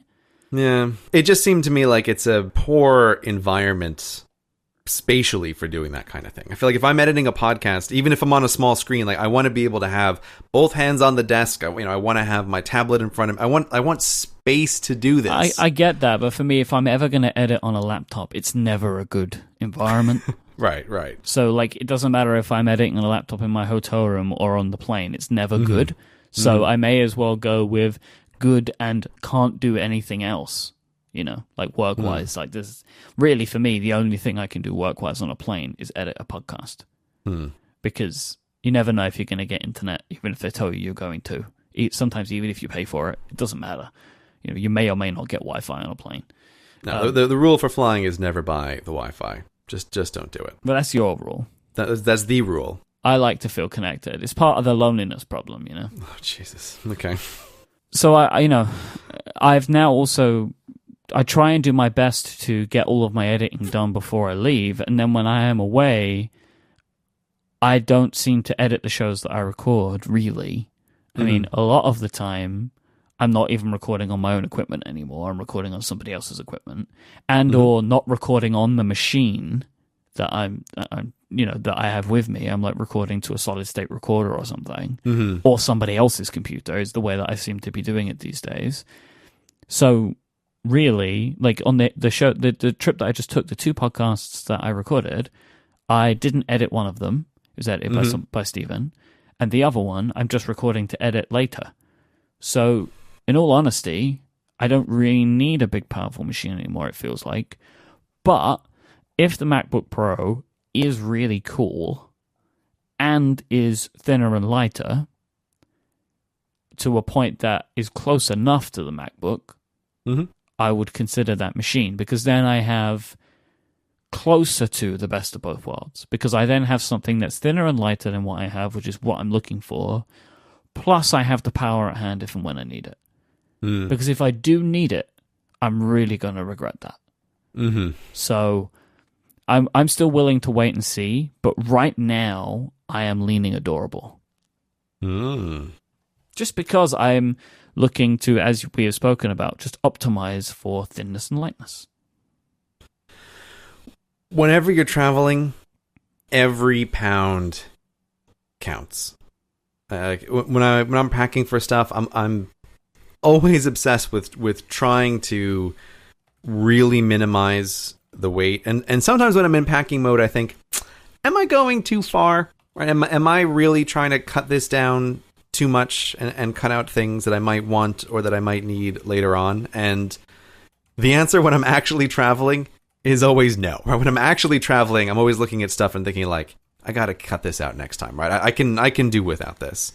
And yeah, so when you're traveling a bunch, every ounce counts, and the difference between the MacBook Pro and the MacBook really does matter. Like the smallness of it, the thinness of it, the lightness of it. This is one case for this machine I do feel like Apple keep making it thinner, keep making it lighter. It's great. Like go as close as you can to the sheet of paper that we all know you want, and I will go with you as long as I can ultimately plug in a microphone to it. I'm totally fine. So talking about having to get used to things like one port. iPhone. The new iPhone is very here, exciting. Has been announced. By the time this show comes out, I will have one because I am going tomorrow as we record this to pick it up at the store at early o'clock in the morning. What's early o'clock in the morning? 8:15 is my reservation time. Ooh, that is pretty early for you. Well, it's pretty early to go to a store. Yeah, and you live on essentially American East Coast time. So. Yeah, it's nice and early, but I want to have my phone. You got to have your phone. This is part of your job. It's part of my job. I would legitimately consider it irresponsible for you not to have a new phone as soon as possible. Right? Like this is literally work. I agree completely. With the phone, definitely. Because I feel like if people tuned into the shows where I talk about technology news and I'm like, yeah, no, I just didn't get one, they would kind of be like, who is this guy? That's my feeling. Let's say Apple came out with a phone that was just universally regarded as a terrible phone. They're like, they do the announcements and they're like, oh, this year we made the back out of soap. And, we went back to a low resolution screen because 480p is all anybody needs. And it's $1,000. I would think you should still buy that phone because it's part of your job to talk about what are the phones. Like, even if you knew it was bad, like you are in a position where you just have to buy a phone every year to talk about it on the shows. So I'm very glad to know that you're going to be there at early o'clock in the morning to get your little Myke hands around a new phone. My hands are quite big, actually. That's why you go with the Plus. Exactly, because I can take that. So, are you getting one? Are you sticking with your ancient SE? I mean, it is ancient at this point. It's very old guts inside of that thing. Like ancient analog audio devices. Pretty much. Was a line I really appreciated in the keynote. So I knew this moment was going to come when I bought the SE, because I thought like, oh, there's going to be an Apple announcement. They're going to have a new phone, and they're going to have like, ooh, look at this, it's all shiny and new. And I know my personality. I do like having the new things, and it's like, oh, here's some stuff we can demo. Like I knew this day was going to come, and when I was watching the presentation, my tagline for the iPhone 7, like if they're making an Apple poster and it's like says iPhone 7 at the top and it has a beautiful picture of the iPhone, then you can put a little quote from CGP Grey on the bottom, and that quote would be, most skippable iPhone generation ever. This is the most skippable one I think they have ever made. Like usually when people complain about the S generations, like the 4S or the 5S, I often think people just like don't really understand the changes that have occurred. Particularly like the 4S, everyone was like, oh, it looks the same. It's all like, no, the 4S is an incredible improvement over the 4. I just think this iPhone 7, I am amazed that they didn't call it like the iPhone 6E, right? Or just throw some other letter on the back of it. I'm just kind of amazed that they bothered calling it the iPhone 7. In retrospect, that would have been a bad idea because it would have been calling out the same design too heavily. Well, this kind of goes into when I was watching the presentation. There's a thing that sometimes happens in presentations when someone's trying really hard to convince you of a thing, and I just kept being aware of like how often and how much they were leaning on words like new and revolutionary, and I was just aware like I think you're leaning on these words harder than normal because the reality is the exact reverse of this. Now, I understand that like on the internals of the phone, right, it is much faster. The low energy processors look like a really cool addition. There is actually longer battery life, which is like a miracle from God, right, that the phone lasts longer. The waterproofing as well, like, okay, that's great. It's as waterproof as the previous generation watch was, is my sort of understanding of it. Like all of that stuff is great. Dual cameras. The dual cameras, I was kind of disappointed in that, but that's a slide of the story. I don't know. I feel like watching that, almost always when the new phones come out, I have a real visceral desire to be like, man, there's a cool thing. I want to get it. Even if it's something like 3D touch. It's like I want to get the phone that has 3D touch because I want to experience what this is. Like, what does Apple think this is going to be? Is this going to change my interaction with the device? Sometimes the answer is no, right? Like, it doesn't really matter at all. But this phone, I feel like, okay, the only thing that to me is a real draw is the dual camera system. That is the only thing I can point to, which would be like, man, it would be awesome to have that dual camera system. But when I think about the place of the phone in my life now, I'm really happy with having a smaller phone. And if Apple had actually made this generation's phone significantly lighter or significantly smaller with the 7 Plus, I could have maybe talked myself into getting it. But this is the one year where it's like, it's essentially the same weight and it's exactly the same size. And so it's really a question of, do I want to have something bigger in my pocket in comparison to the 6E, like a significantly upgraded camera? The biggest knock against the SE is the camera is like okay. It's not fantastic or anything. It's okay. But switching from that to the dual camera system would be a hell of an improvement. But I feel like I am really happy with the move that I have made to try to minimize the centrality of the phone in my life. And I feel doubly secure in this after this past summer where whenever I'm traveling, a lot of the stuff that I do to normally lock down the phone that, people think I'm crazy about, like turning off notifications from all kinds of stuff, disabling the App Store, disabling Safari, like turning off absolutely everything that buzzes or makes noise. When I'm traveling, I have to loosen up a bunch of those restrictions because otherwise it's just too inconvenient because I'm in too many situations where like I need to communicate with someone now and my usual 3-day response time to an iMessage is not adequate, like when you're trying to meet up with somebody, or I need to get notifications, or I need to look up something on Safari. I've come off of a summer of having the phone be more central in my life than it normally was. And now that I've pulled that back again, I feel like, no, I really like having a phone that does fewer and fewer things rather than more things. And I think the 7 Plus is a phone that calls to you to do more with it. Like its size asks of you to do more with it. And if it's in your pocket as this huge device, like it's just more of a focus. So I feel like I'm really on board with the idea of like minimizing the phone in my life, and the SE fits into that perfectly. I like having the smaller device. Just for comparison, I was kind of playing around with my wife's phone to see. It's been a long time since I've used that size phone. Like, oh, maybe I could go back to the middle size phone. And again, it's like, boy, do I hate this size. This size for me is just the exact wrong size. I really don't like it. So I find myself in this funny position of this is the first time Apple has released a generation of phone that I feel like I am unconvinced to switch products. I understand what you're saying, but I don't agree with what you're saying. Convince me I'm wrong. Well, no. I mean, because that is a fool's errand with you. But I mean, like, I'd be happy to buy another phone if you could convince me. I'd be happy to buy my it. point here isn't to convince you. Mm-hmm. It's just to state my opinion. Like, I understand what you're saying about most skippable on the surface of it, but I think that a lot of the component parts that they've changed make this as compelling an iPhone upgrade as any other, but by not changing the design, the actual hardware design, it taints it in people's mind for one reason or another. And for you, that is, you want something physically smaller to hold.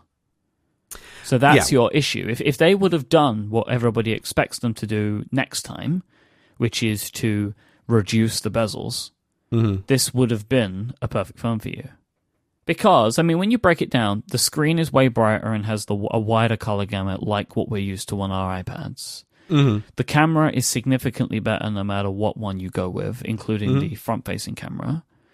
It is incredibly more powerful. It has longer battery life, has stereo speakers, waterproofing. Like, there is a ton of stuff here which is very interesting, which I think makes for a bigger than an S update would usually be.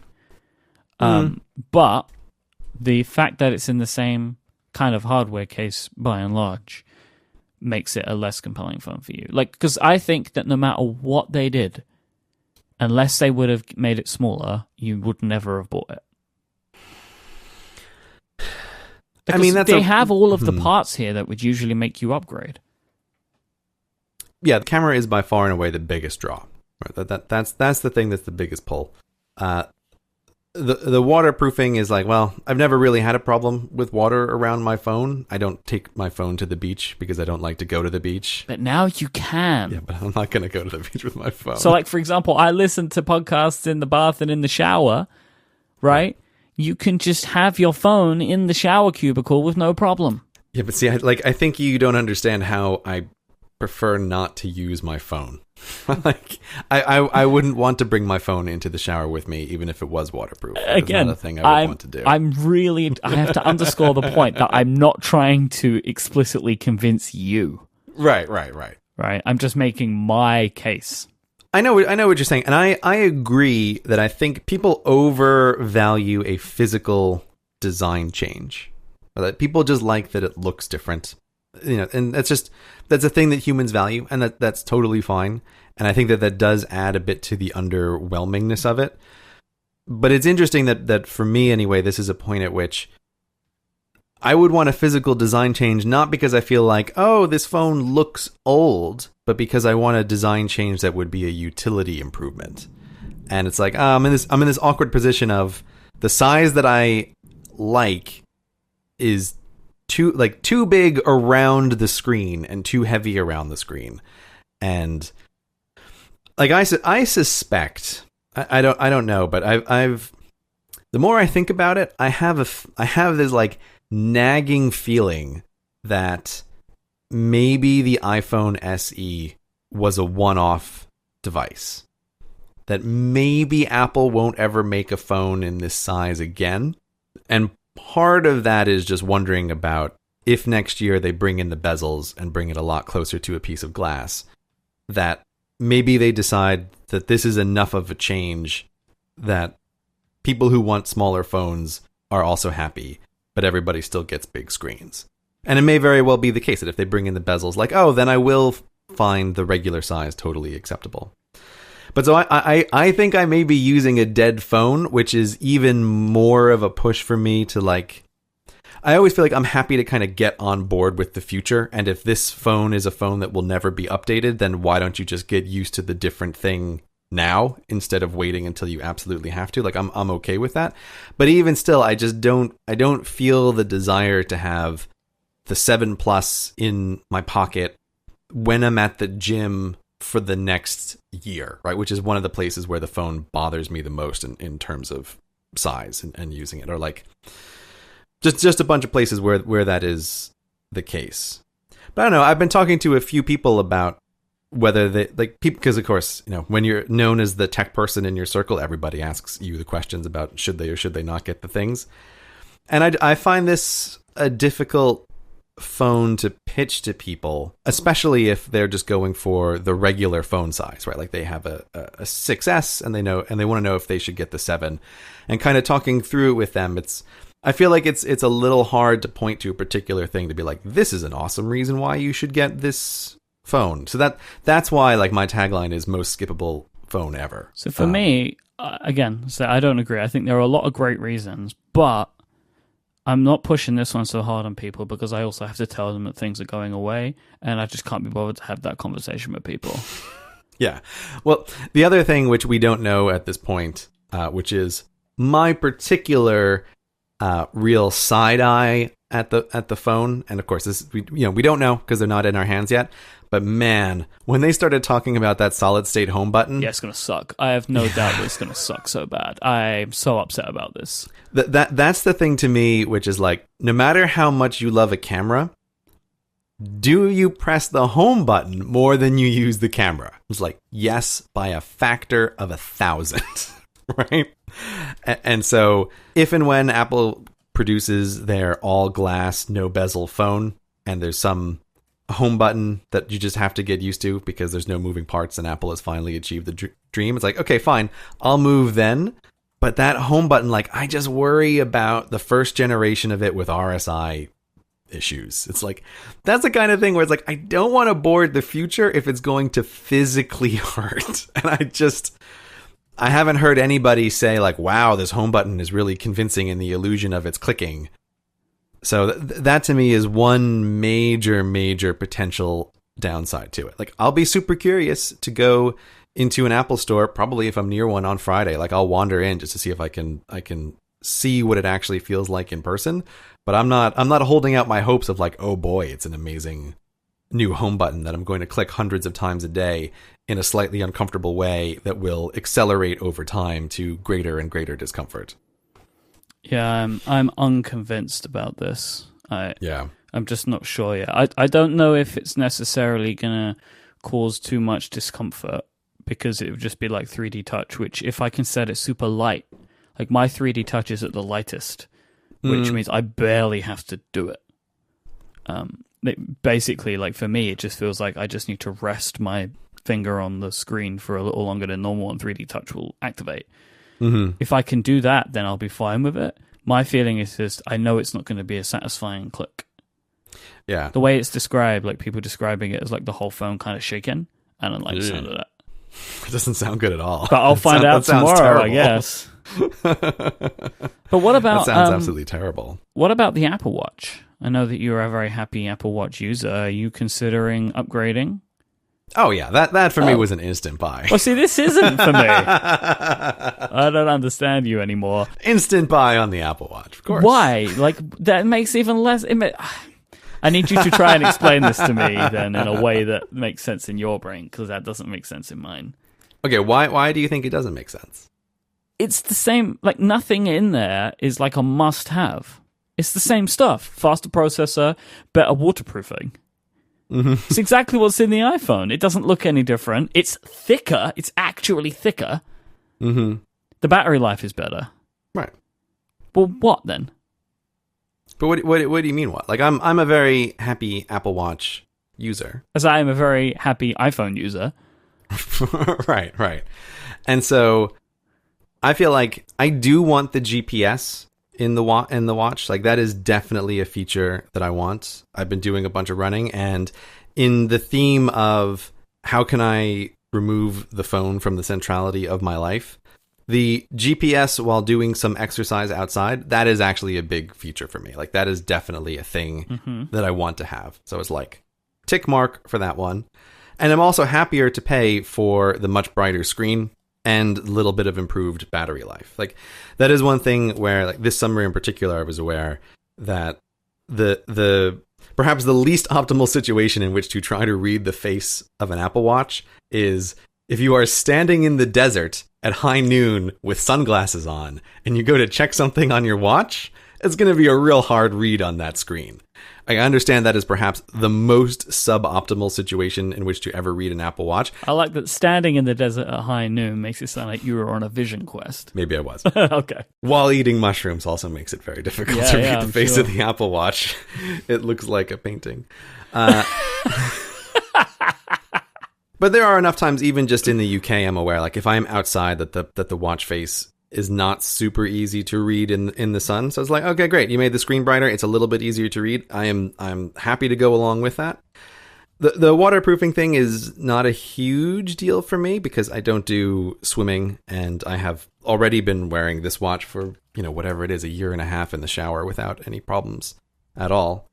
But I'm also feeling like a little faster with the processor. I'm also happy for that. So this is all thumbs up for me. Like, Apple Watch better without any significant downsides. I don't really care about the thickness.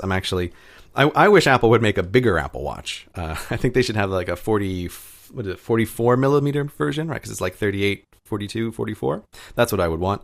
So I don't mind the bigness at all. So to me, I see like no downside, all upside, no brainer. New watch ordered. Delivered tomorrow, hopefully. You didn't convince me. I'm not trying to convince you, Myke. I'm just stating my point. All right, so what are you going to do with your old watch then? You know, you're going to have 2 watches now? You're going to have 2 watches on you. Okay, so I was wondering about this, right? It did occur to me, like, oh, what am I going to do with 2 watches? I have no idea what to do with it. But I realized, in a stroke of genius, oh God, that I do know what to do with 2 watches.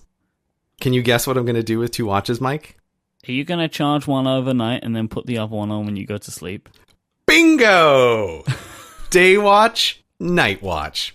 And do you want to know why this is absolutely genius? Can I tell you? Please The thing that really sold this to me okay. was, okay, so for listeners, just so you don't think I'm totally crazy, in case you're unaware, I am one of those people who sleeps with the Apple Watch because I discovered when I tried sleeping without a watch that nighttime Gray half wakes up and checks the time on his watch without daytime Gray ever knowing that this is an activity that occurs. So when I try to sleep without wearing a watch, like I did the first few times with the Apple Watch, I discovered that I wake up in the middle of the night wondering what time it is. Like, so obviously, sleepy me is actually checking the time, because if I wear the watch, this doesn't happen. So I have to wear a watch at night. Oh, wait, let me go over that once more, because I didn't fully understand it, but I think I caught it. Mm-hmm. You were, when you weren't wearing a watch, waking up and wanting to check the time. But then when you started wearing it again, you never had this feeling. Yeah, so when I bought the Apple Watch... Interesting. I put it on the nightstand, as you did, to charge it overnight. And I would wake up several times in the night. And yeah, it took me a little while to figure out that if I wore the watch overnight, this didn't happen. But you were still waking up. It's not like the watch was keeping you asleep. It's like when you live with any other person, you see this interesting phenomenon that a person can be awake without really being fully booted up. Yep. Like this is a thing that I find very interesting. I sort of joke with my wife about having some interaction with the other wife, right? Which is her not fully awake, but like awake enough to kind of interact or like make a little request or something, but she's not conscious really. Yeah, yet. I find that person to be a lot less polite. There's a bunch of funny things with this, but so airs and graces go out the window. Yeah, because you're dealing with like the cerebral cortex isn't there. You're dealing with lower parts of the brain. And so I assume that this is what's happening with me while I'm sleeping, that I'm not fully booting up into consciousness, but some part of me is awake enough and wants to be aware of what the time is. And this also makes sense with the behavior that I've had for as long as I can remember, is if I really focus on the time that I need to wake up in the morning, I can pretty often just wake up without the alarm clock. Like I can wake up before the alarm goes off. And I always used to wonder, like, that doesn't make any sense. Like, how can I keep track of time accurately for 8 hours while I'm asleep? It's like, the answer is that I'm not. I think there's just, what happens is some part of me is looking at the clock and is like, oh, right, this is when we wanted to get up. And now let's start the boot up process into consciousness. So that's just my guess about what's occurring. This is explaining the behavior, because otherwise I wouldn't really have a reason to wear the watch at night. Like I don't, I'm not doing like health tracking at night or anything, which I do think is something that Apple should build into the watch. Do you not do that? That's another story. Why would you not do that if you're already wearing it? Because I use what's it called? I use Sleep Cycle on the phone as my sleep tracking thing, because that is tied into an alarm that tries to predict the best time to wake you if you're not waking up automatically, but it doesn't do anything through the watch. It's on the phone only. And it works really well. But I think Apple should build in sleep tracking into the watch, but that means they need to expand the battery life significantly, which I don't think they're going to do. But I really think that they should do it.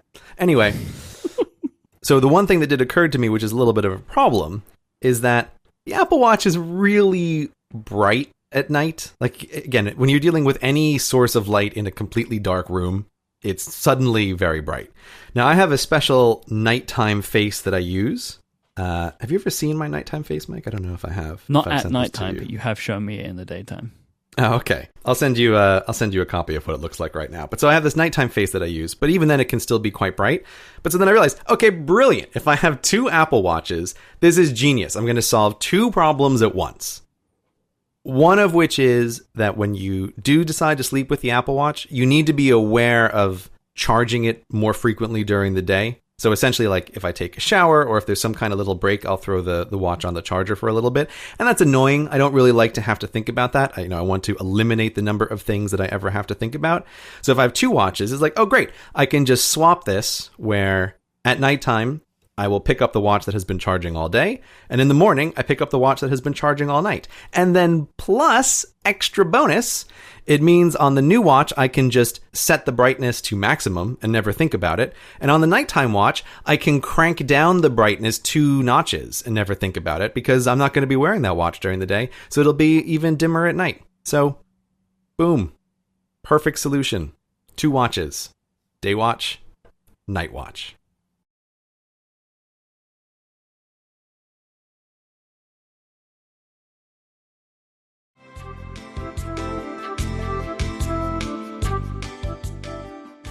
I don't understand you. Do you seriously not understand this? No, what I don't understand is the iPhone and Apple Watch argument. Like, why one is not new and the other is new. That I don't get. I really don't get that. Why don't you get that? I don't understand. Because... Yeah, see, you can't even articulate your thoughts. No, because like your feeling about it, right? This is out of the show now because I can't be bothered to have this argument in the show. Like, you're saying it's the most skippable iPhone, right? And like even saying that like it's just like a categorical thing, like not just a full gray, right? It's like it's the most skippable. But the Apple Watch has all of the enhancements of the Apple Watch are exactly the same as the enhancements to the iPhone, right? They didn't change the way it looked. Right. They made it thicker. They put more battery life in it. Right. They gave it a GPS, which I guess you could say is kind of like the camera. Yeah, you could say that easily. Right. But like every advancement is just the same as what the iPhone has. But yeah, for some reason the iPhone is skippable, but the Apple Watch is not. Well, I feel like at this point you're so consumed with your 2-watch idea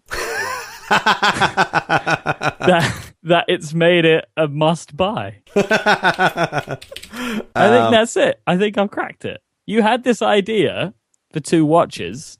I hate to ruin this scheming of yours here, but I only thought of this idea after I had already pre-ordered the watch. I don't get it. So, I think you've just got SE brain. Well, it's your problem. But there's also a question of are you asking if you didn't ask if I would give like a subtitle to the Apple Watch. And I think you could make easily the same argument that for consumers, the second generation Apple Watch, presuming that you already own an Apple Watch, is also the most skippable Apple Watch ever. I think you could totally make that argument. But like that's why I think the context of the phone argument is a little bit different, because there's a bit of a presumption like everybody already has a phone, and it's only a question of if they're going to get a new phone, right? The Apple Watch is a different sort of market, and I think for most people, if you already own an Apple Watch, there is almost certainly not a compelling reason to buy another Apple Watch. Right? I got my mom an Apple Watch as a present a while back for Mother's Day, and so I before the presentation, I just kind of assumed like, oh, I'm going to buy my mom another Apple Watch as a present. After the presentation, I thought, but there's nothing in there that my mom needs or that really matters for her. So like I am skipping the Apple Watch for my mom because it'll make no difference to her if she has the Apple Watch 2 or the Apple Watch 1. Makes no difference. So I think you can easily say Apple Watch 2, also most skippable Apple Watch ever. But I personally want 2 of the features that are on the Apple Watch. Actually, 3 of the features: battery life, brighter screen, GPS. And after having purchased it, realized that my 2-watch idea is absolute genius. So for me, it's just a total win. Total win in every way. I really hope tomorrow that I put that phone in your hand and you go, oh shit. That's what I hope. I hope so too, because I would rather have a thing that I think is better. right? I get you. There's no downside in that to me. You don't want to be proven. Actually, you want to be proven wrong, right? Like ideally, yeah, exactly. It would be great. What you really don't want is for me to put that phone in your hand tomorrow and you go, yeah, Gray was right. That's exactly it. I do not want to be right when I see it tomorrow. I want nothing more than on the next episode of Cortex to be telling you about how much I love the iPhone 7 Plus. That is optimal outcome is when we record the next show, we have a whole big section about how 2 weeks ago Gray didn't know what the hell he was talking about. Yeah? Yeah, I hope so. Me too.